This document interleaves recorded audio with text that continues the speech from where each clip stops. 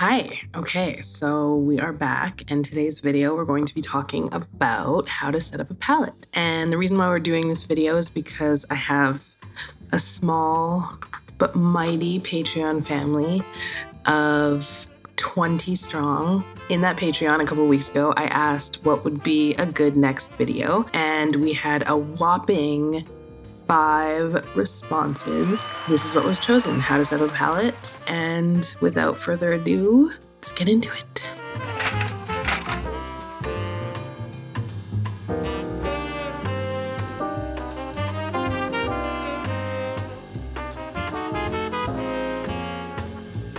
First thing, as always, I like to wear gloves. And I've said this before, but the reason why I wear gloves specifically anytime I'm interacting with oil paint or anything harsh like that is because I have an allergy that I developed. And it's really unfortunate because, one, I don't like to use disposable anything because it's such a waste and it's so bad for the environment and expensive. I have to keep buying these things. But also, I don't like the feeling of wearing gloves while I paint. It's like a distraction. I don't like things on my hands. So learn from my mistakes and wear gloves while you're doing this so that you don't develop an oil allergy or an allergy to oil paint. The next thing I want to talk about is the types of palettes. So you have a few different categories, but for oil painting, what I have used is a glass palette. I've also used a piece of tile.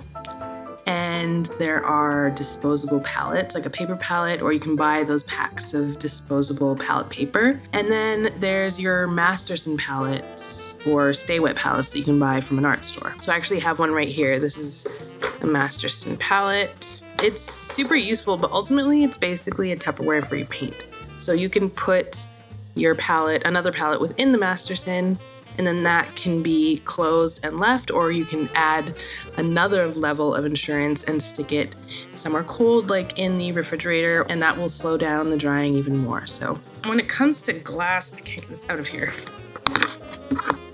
When it comes to glass, you can buy these from the art store.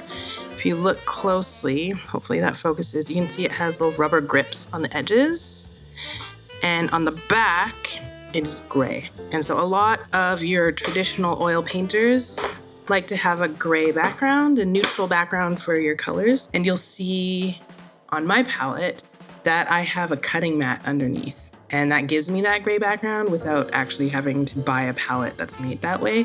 So suggestion, you can just put a piece of gray paper underneath your glass, or you can spray paint the back of the glass gray.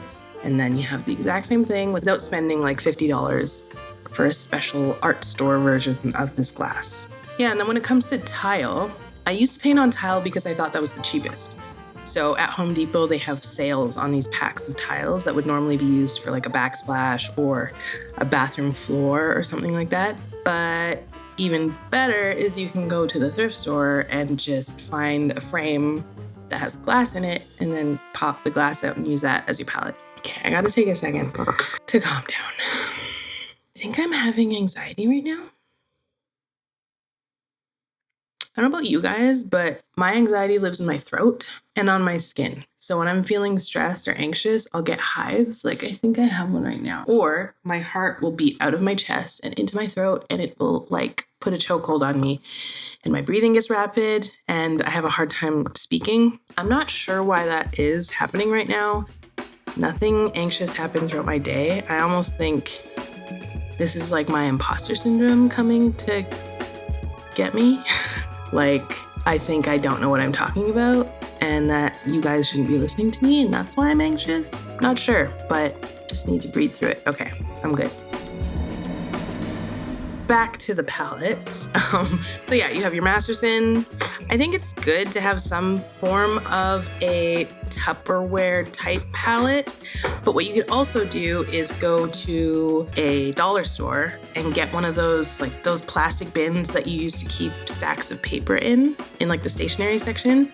You could use that and put a pre-cut piece of glass in there and tape it down and then close that and put that in the fridge. And that would be the same thing as a Masterson or something like that. And you can put your excess paint in there. There's always budget versions to do all of these things. Don't feel like you need any of these things specifically. There are always versions that you can use. The next thing is the paints. And now the paints get split into two troops. You have your non-negotiables and your negotiables. And non-negotiables are the building blocks or foundation of your palette.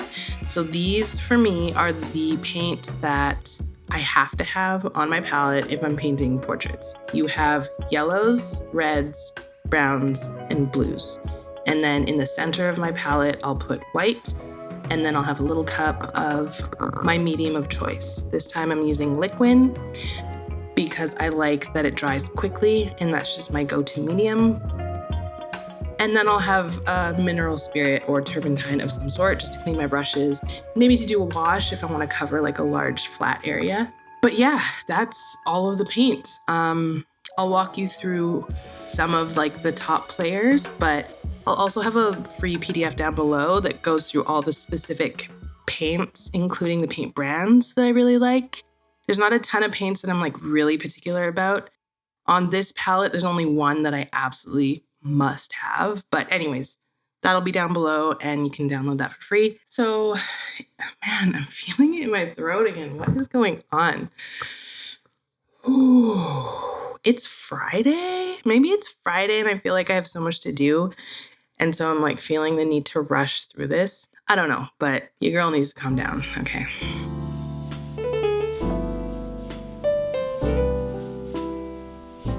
When I was first starting out, this has stuck with me all this time. Somebody told me that if you don't put a color out, it's not going to get used, or some variation of that. If it's not there, you're not going to use it. So put out as many colors as possible because then you're more likely to make bolder choices with your colors. And I think a lot of the feedback that I get is that I use interesting colors in my work, or people like the colors that I use. So I like to think that's partially why that happens, because I put more colors out than I need. And I also put out colors that I wouldn't typically use for portraits just so that they're there. I find that if it's not there, the idea might not get into my head. So it helps me to make these types of decisions and to be more bold with my choices. Some of the colors that I'm really into right now are Luminous Opera from Holbein. It's just like this really intense neon pink, and it's really fun to mix into skin tones or even to use as like highlights for things. I also like Radiant Green and Turquoise from Gamblin are fun colors.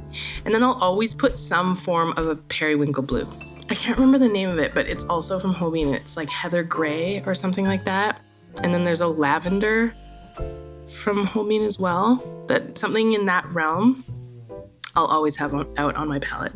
But yeah, so those are like the negotiables. I also haven't mentioned a single green because I basically mix all my greens and purple actually from scratch. I don't usually put out either of those colors, but if I am gonna put out a green or a purple, it'll probably be like a chartreuse or olive green, and then I'll also maybe put out like a magenta in the purple realm.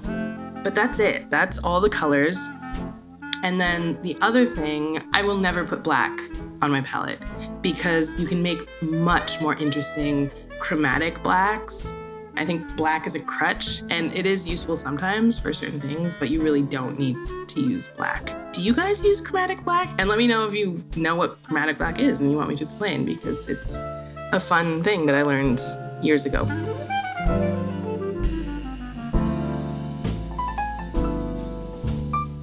And then I don't think I mentioned yet, but the other supplies that I will have out is brushes in one hand, paper towel, rag, or something in the other, because I'm constantly cleaning my brush in the middle of the painting session. I'll have a scraper tool of some sort. That could be palette knife, a razor blade with a handle. You use that to scrape the paint up after the end of the session. So yeah, I guess, man, the sun is like, whoa. So I'm just gonna wrap up because the sun is moving real quick here. But all in all, there's no one way to set up a palette. I don't want you to feel stressed about having to use everything that I've used or buy certain things or anything like that.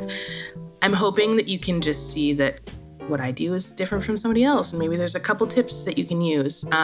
One thing I will say that might be helpful from this is to always approach setting up your palette in the same way. Once you find what works for you, try to stick to some method just because you're trying to develop muscle memory basically. So if you put the colors in the same order every time, like I go from warm to cool, at least your body remembers, your hand and your eyes remember where things are. And so it kind of just, again, makes it easier when you go back and maybe easier to flex those muscles and develop that skill. Other than that, I think that's it. I hope you learned something. I hope that was useful. And again, if you want to join us and maybe vote on the next video, join my Patreon down below. I think by the time I shoot the next video, I'm not going to be in this room, which is really unfortunate because I basically just finished setting it up. But my partner and I are switching spaces, so that'll probably be the next video, setting up another studio space. But yeah, it'll be fun. It'll be really fun. It's always super fun. I think I'm actually gonna paint the walls too, so maybe that'll be it. But thanks for watching, and I hope you enjoyed. And if you liked it, please subscribe so you can get more content, and it helps me out. Yeah. Okay. Bye.